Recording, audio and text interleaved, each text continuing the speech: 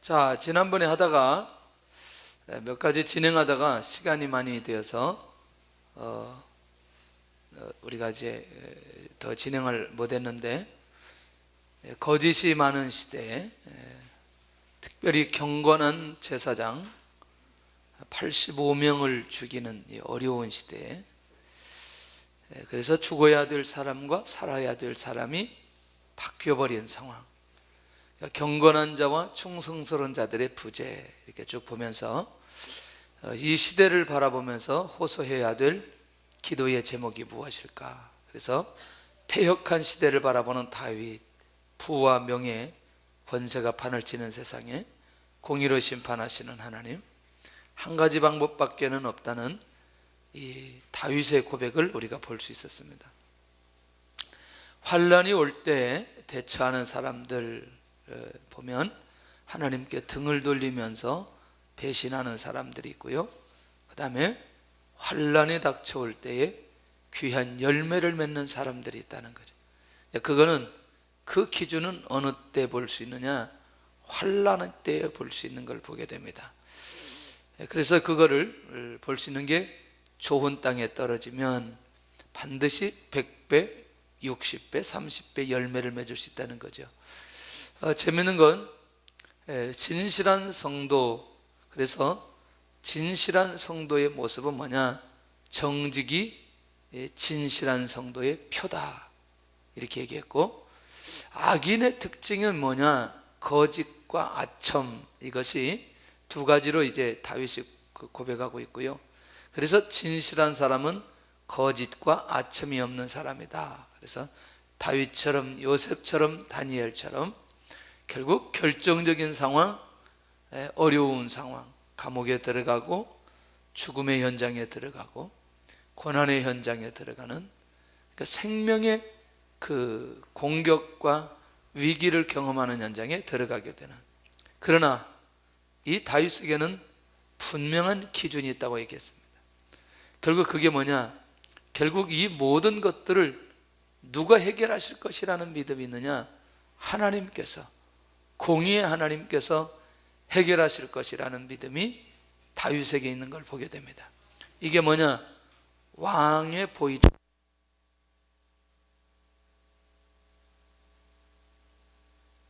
할렐루야.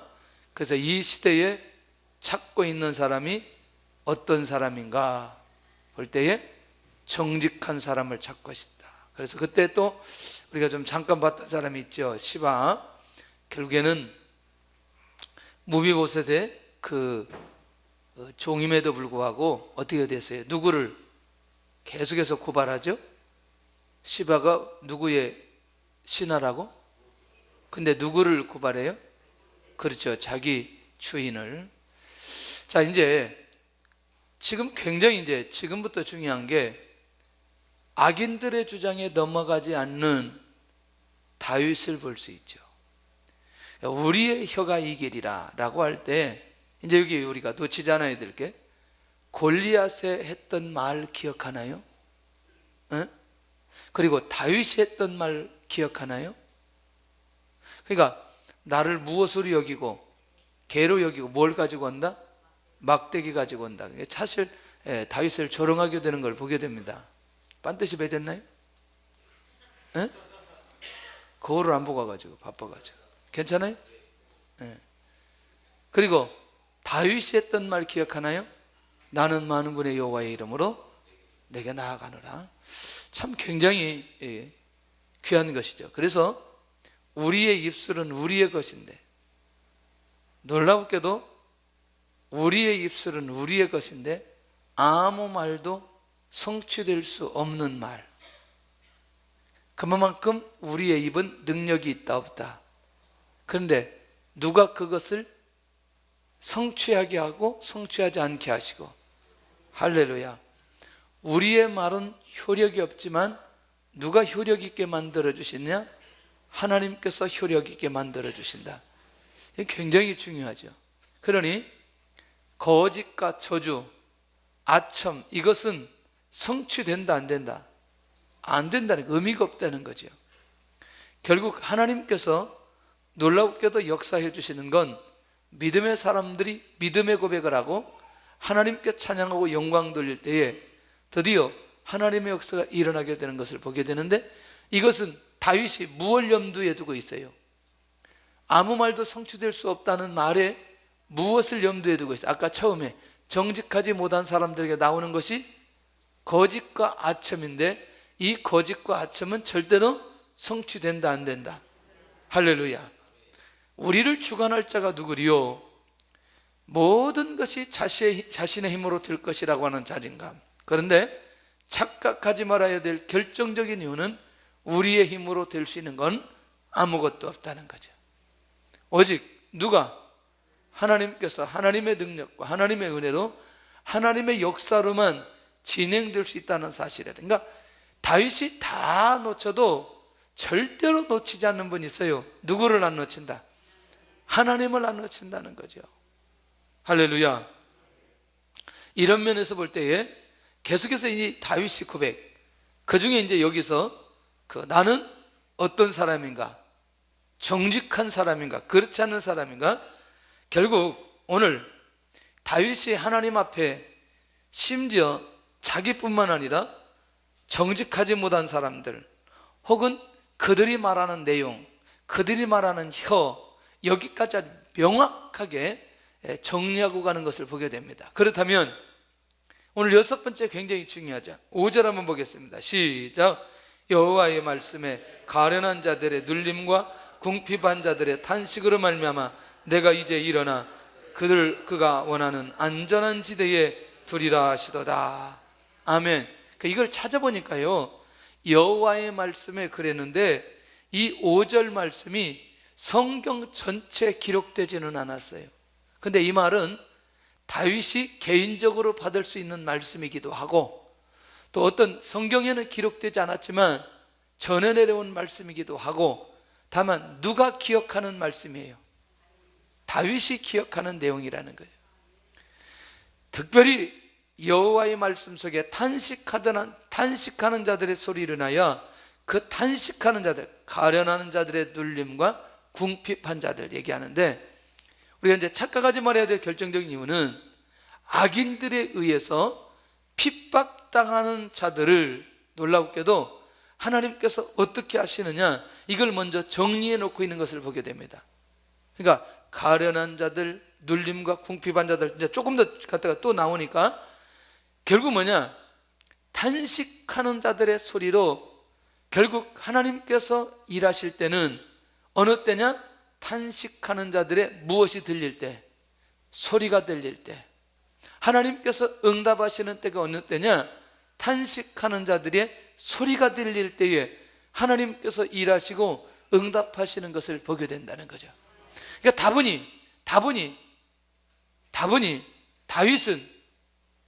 다윗은 자기 자신의 신앙 고백이 하나님께서 응답하시고 일하실 때라고 하는 사실을 믿고 고백하고 있는 걸 보게 된다는 거죠. 자, 그런 면에서 이제 일어나 일하시는 하나님, 그가 그를 원하는 어디에 두리라? 안전지대에 두리라. 안전지대에 두리라. 그러니까 이 말은 뭐냐면 더 이상 악인의 심판을 지체하지 않고 가겠다는 거예요. 그러니까 이 말을요, 다른 원문에 보면 갈급해하는 자들에게 자유를 베푸신다. 그러면 누구예요? 아까 눌림과 궁핍한 자들, 그러니까 눌린 자들에게는 반드시 필요한 게 뭐가 필요해요? 할렐루야. 이해되시죠? 그러니까 그들이 필요에 따라서 놀라웠게도 그들의 필요를 하나님께서 채워주시고 응답해 주실 것이라고 하는 약속의 말씀이라는 거죠. 그가 원하는 안전지대에 주리라. 그가 원하는 사람, 특별히 여기 가련한 자들과 눌림과 궁핍한 자들의 탄식 소리가 들릴 때에 드디어 하나님께서는 응답하여 주시고 그들이 그 상황을 바꾸어 안전한 곳에 가도록 역사해 주신다. 다시 말하면 또 다른 곳에는 뭐라고 얘기하느냐? 그들을 숨 쉴 수 있는 곳에 두시겠다, 그 말이에요. 그 말은 그러면 오늘 우리로 말로 말하면 가련한 자들을 가련하지 않게 만들고 눌린 자들을 눌리지 않게 만들고 궁핍한 자들을 궁핍하지 않게 만들어 주시겠다는 약속 아니겠냐고요. 그러니 오늘 그들이 일어나 하나님 앞에 탄식하며 나아갈 때에 그들이 숨 쉴 수 있는 결정적 현장으로 하나님께서 인도해 가신다. 아멘. 정말 중요한 거죠. 너무너무 중요한 거죠. 그런 면에서 오늘 우리가 할 수만 있다면 하나님 앞에 어떤 모습으로 이런 상황들이 벌어질 때마다 이들이 탄식으로 하나님 앞에 나아갈 때 역사하시는 하나님을 기억하신다면 오늘 이런 상황들을 보면서 하나님 앞에 탄식하며 갈 수 있는 영적인 힘이 우리에게 있어야 된다는 거죠.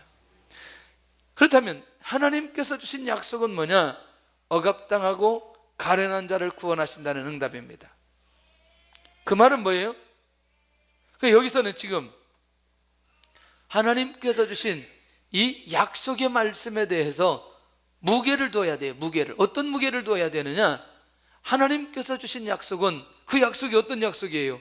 가난한 자들, 눌린 자들, 궁핍한 자들 탄식으로 말할 때 그것을 안전한 지대에 주시겠다는 그 약속의 말씀이 절대로 변할 수 없다는 거죠. 이제 이게 중요하다는 거죠. 한 번 하나님이 약속하시고 한 번 하나님이 말씀하신 그거는 절대로 변하지 않고 그 약속을 하나님께서 뭐 하신다? 지켜주신다는 거예요. 그러니까 하나님이 말씀하신 그것은 자기 안에로 절대로 신뢰할 수 있는 하나님의 능력의 말씀인 것을 다윗이 고백하는 거예요. 그래 뭐죠? 여호와 하나님의 말씀이 변함이 없다. 변함이 없는 그 하나님의 말씀이 내용이 있어야 되고 그 내용이 있는 말씀이 어떻게 성취되어지는지, 그러니까 아까 그들의 탄식이 안전지대로 가게 되는데 이렇게 여호와께서 말씀하신 내용은 현실로 나타나는 것을 보면 결국 그렇게 궁핍하고 어려운 자들은 반드시 하나님께서 그들을 회복시켜 주실 것이라고 하는 이것은 하나님께서 말씀해 주셨기 때문에 그 말씀 자기가 믿는다는 거예요. 그러니까 하나님에 대한 신뢰가 되면 하나님이 말씀하신 것이 신뢰가 되어지고 우리도 그렇게 하나님 앞에 탄식하면서 나아갈 수 있는 그런 기도의 삶을 살아갈 수 있다는 거죠. 그러니까 다윗에게 이 말씀이 이 세대를 당시대에 살아갈 수 있는 아주 자신있게 자신을 살아있게 하는 또 자신있게 살게 하는 그런 말씀인 것을 보게 된다는 거예요. 그러니까 이게 보편적인 생활 속에서 다윗이 기도하는 것이라면 그렇게 갈 수 있겠지만 사실은 다윗이 아까 얘기한 대로 지금 어디에서 지금 자기를 보호해 준 그 노브 땅에서 제사장들이 85명이나 죽어버리고 정말 이제 하나님께서 살아계신다면 이런 일이 일어날 수 있겠냐? 불의가 횡행하고 이렇게 다윗이 생명의 위기를 느끼는, 그러면 그 현장에 다윗 보면 어떻게 하겠어요? 다윗도 당연히 죽이겠죠. 그런데 지금 이 말은 결국 또 누구를 얘기하고 있어요? 아니, 억압당하고 가련한 자로 말할 때 이건 누구를 얘기하고 있어요? 다윗 자신을 얘기하고 있다는 거예요. 그러니까 여호와 하나님이 이 말씀을 하셨기 때문에 오늘 이 말씀이 자신을 통해서 이루어질 것이라는 확신인 거죠. 그러니까 우리가 신앙이 자라고 우리의 삶이 변화되는 건 그 말씀이 지금 나에게 주신 것을 내가 믿을 때에 하나님의 말씀을 붙들고 뭐 하기 시작하느냐? 기도하기 시작하는 거죠. 엎드리고 기도하기 시작하는 거죠. 붙들고 우리가 일어나기 시작하는 거죠. 그러니까 결국 이 시대에 우리가 우리의 삶을 지탱할 수 있는 결정적 이유는 이런 하나님을 우리가 신뢰하기 때문에, 이런 하나님을 우리가 믿기 때문에 철저히 하나님과의 소통과 교제 속에 하나님의 인도를 받아갈 수 있다는 거죠. 그런데 여기서 끝나지 않고 기가 막힙니다. 6절 시작. 여호와의 말씀은 순결함이요 흑도가니에 7번 단련한 은 같도다. 계속 이제 다윗이 어디에 무게를 두고 있어요? 하나님께서 하신 말씀에 무게를 두고 있는 거예요. 근데 그 무게는 결국 다윗이 무엇을 염두에 두고? 안전한 지대에 염두에 두고, 안전한 지대를 염두에 두고 그렇게 하나님의 말씀에 무게를 실는 것을 보게 됩니다. 흙 도간 위에 7번 단련한 은 같도다. 근데 왜 여기 금이 아니고 은이라고 비유했을까요? 여호와의 말씀을, 너무너무 중요한 건 금의 가치보다 은의 흰 것을, 은의 깨끗함을 나타내기 위해서 은으로 비유했던 것을 보게 됩니다. 이해되죠? 금은 무엇을 얘기할 때? 가치를 얘기할 때. 은은 무엇을 얘기할 때? 흰 것을 얘기할 때. 그만큼 하나님의 말씀이 희고 깨끗하다는 거죠. 불순물이 없다라고 하는 표현을 할 때 은으로 비유하는 것을 보게 된다는 거죠. 그러니까 그 정도 다윗이 이런 믿음이 그 안에 있다는 건 이제 하나님의 말씀만 붙들고 있으면 하나님의 말씀이 금보다 그 금의 가치보다 더 희고 깨끗하다. 자, 그러면 이 정도의 것이라면 이 하나님의 말씀이 변한다, 변하지 않는다? 변하지 않는다. 그 안에 불순물이 들어있다, 없다? 없다. 그러니까 결국 깨끗하다라고 하는 말은 그 말씀이 그대로 이루어진다는 확신이 그 안에 배경으로 있다는 거죠. 근데 7번 단련한 은 같도다. 7번이라고 하는 것은 완전성 때문에 결국 7번이라는 얘기를 했는데, 결국 이렇게 여호와의 말씀이 7번 단련한 은 같도다라고 고백하는 이 다윗의 중심과 그 마음을 우리가 놓쳐서는 안 된다는 거죠. 그러니까 하나님께서 말씀하신, 성취하신 말씀, 약속이 이루어지는 그 말씀은 거룩하고 완전한 하나님의 말씀인 것을 이 다윗이 붙들고 있는 것을 보게 된다. 할렐루야. 쉽지 않습니다, 여러분들. 그렇죠? 아까 지금 그 읍당에서 일어났던 상황들을 보면서 다윗이 지금 여기까지 오는 거는, 이건 보편적 신앙이면 절대로 여기까지 오기가 어렵다는 것을 우리가 기억해야 된다는 거죠. 자, 재밌어요. 반드시 다윗에게는 이 말씀을 붙들어야 응답이 된다는 거죠. 응답이 되어야 되는 말씀으로 이 다윗이 이 말씀을 붙들고 있다는 거예요. 철저히 하나님의 관계 속에서 하나님을 신뢰하고 하나님의 말씀을 붙들고, 그리고 반드시 그것이 이루어질 것이라고 하는 것을 여러 고백을 통해서 하나님 앞에 고백하는 것을 보게 됩니다. 그렇다면 이제 다윗의 소원이 있습니다. 그들을 지켜 주옵소서. 우리 7절 한번 볼까요? 시작. 여호와여 그들을 지키사 이 세대로부터 영원까지 보존하시리이다. 누구예요? 그들을 말할 때 악인들에게 핍박당하는 의인들. 할렐루야. 자, 결국 의인들은 함께 지키고 보존하실 것이라는 믿음. 그들을 지켜 주옵소서. 지켜 주실 것이다. 영원까지 보존하시리이다. 그들을 지키사 이 세대로부터 영원까지 보호하시리이다. 이야, 얼마나 놀라운 말씀이에요. 그러니까 결국 뭐냐면, 지금 당장 의인이 핍박당하고 고난당하고 어려운 것 같지만 놀랍게도 그들은 어디까지 지키시겠다고 약속하느냐?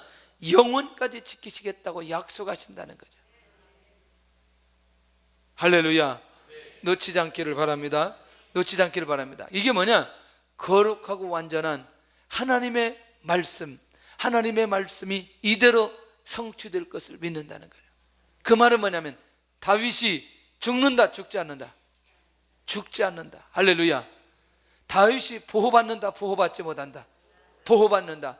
아무리 누가 죽이려고 해도, 사울이 죽이려고 한다고 할지라도 하나님께서 다윗이 이 말씀을 붙들고 있는 한 하나님의 보호하심과 인도하심이 다윗 자기 자신에게 성취될 것이라고 하는 확신이 있는 거죠.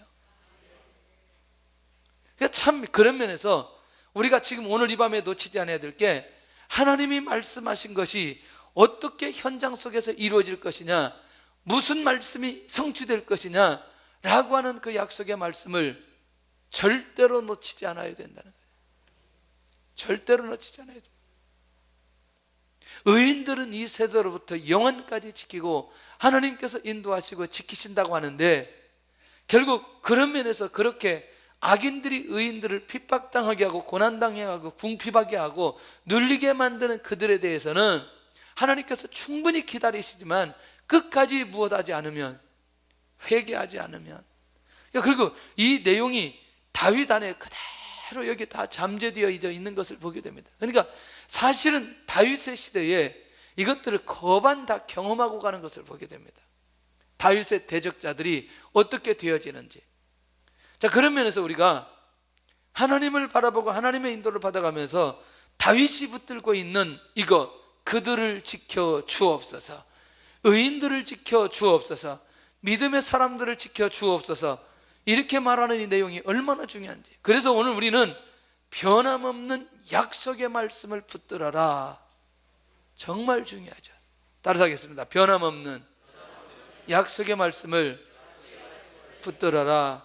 그래서 우리가 다윗의 영성이 살아날 때에 누가 어렵게 당하고 누가 고난당하는 이런 것보다 하나님께 우리가 다윗처럼 고백할 수 있는 이런 회복들이 우리 안에 지속적으로 일어나야 되지 않겠냐, 그런 생각이 드는 거죠.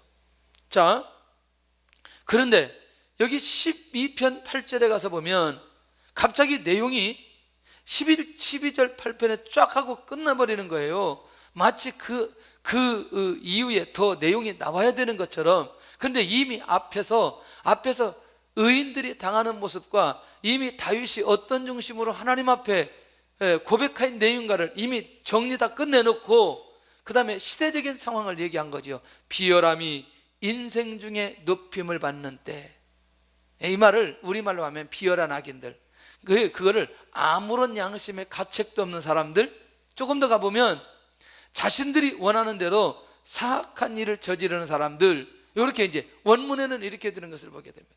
그러니까 무슨 일을 해도 무엇을 느끼지 않는다? 양심의 가책을 느끼지 않는다. 할렐루야.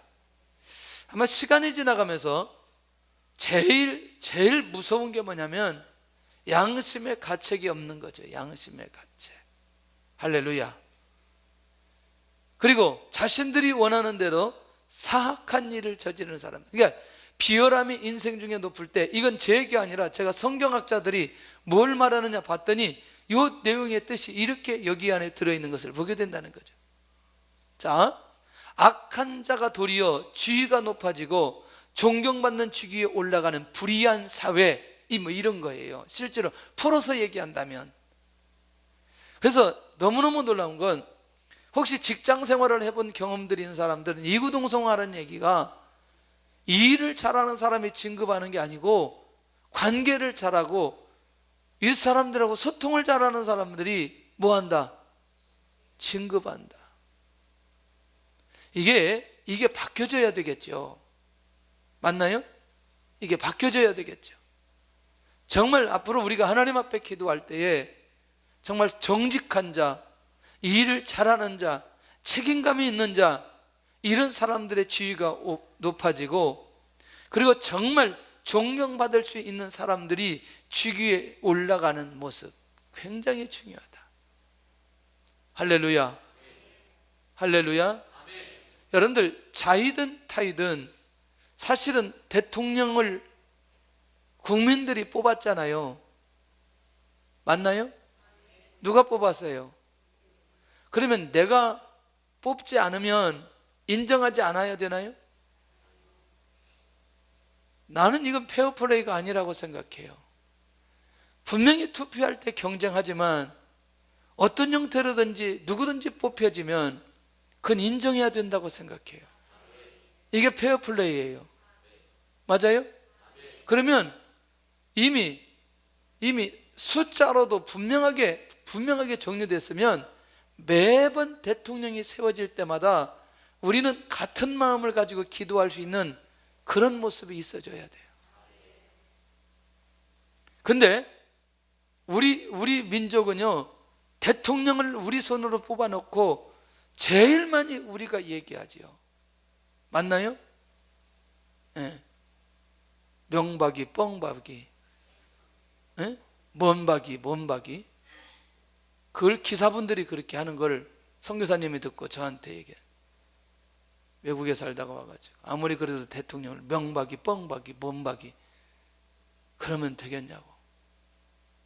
참 정말 수치라는 거죠. 나는 우리 민족의 수치라고 생각합니다. 그래서 그리스도인들만이라도 부조리가 있고 잘못되어져 있으면 누구한테 기도하고 하나님께 기도하고 하나님의 공의가 나타나도록 엎드려질 때에 하나님께서 인도하시고 지켜주신다. 저는요 이번에 저기 가면서 그날 담화문을 제가 직접 못 보고 이렇게 우는 것만 2분 몇 초를 어디 인터넷에 딱 따가지고 올렸더라고요. 진짜 너무나 가슴이 아프더라고. 정말 마음이 아프더라고. 울면서 그렇게 그 아이들 하나들 이름 부르가면서 그렇게 하는데, 정말 이 진정성은 우리가 인정해야 된다. 아무리 그래도 이 진정성을 우리가 안 믿고 또 다르게 얘기하면 절대로 안 된다, 그런 생각이 드는 거예요. 아무리도 그래도 그렇지. 그러니까 이게 뭐냐면 모든 것들은요 한번 그렇게 인정하고 가게 되면 모든 상황들을 그렇게 가게 되어집니다. 맞나요, 이 말? 예. 근데 한번 인정하지 않으면 계속 그런 상황들이 벌어져요. 여당이 야당일 때, 야당이 여당일 때 계속 동일한 상황들. 그러니까 이런 수치스러운 모습은 더 이상 우리 민족 안에 있어서는 안 된다는 거예요. 그럼 우리가 할 수 있는 게 뭐냐? 하나님 앞에 기도하고 엎드려야 된다는 거예요. 맞나요? 시간이 지나가면서 그 부분에 대해서는 결국 다윗처럼 누구에게 고백하면 된다? 하나님 앞에 고백하고 하나님께서 일하시도록 하면 된다는 거죠. 왜? 하나님의 절대 주권을 믿고 하나님의 말씀, 변함없는 말씀을 믿는다면 하나님의 인도받을 수 있다는 거죠, 이 안에서. 할렐루야. 놓치지 않기를 바랍니다. 이 시대에 우리가 영적으로 깨어서 어떻게 하나님의 인도를 받아가는지, 왜 우리가 민족을 놓고 기도해야 되는지, 할렐루야, 왜 우리가 지도자들을 놓고 기도해야 되는지에 대한 부분들을 살펴볼 필요가 있다는 거죠. 두 번째는 악인들이 곳곳에서 날뛰는도다. 이스라엘 모든 영역에서 영향력을 행사하는 거예요. 누가? 악인들이. 이거 수용할 수 있어요, 없어요? 수용할 수 없는 거라니까. 잿대를 만난 듯 도리어 더욱 날뛰게 된다는 거예요. 원문에 보니까 이런 뜻이 있는 거죠. 그러니까 이게 잿대를 만난 듯 이렇게 뛰는 거죠.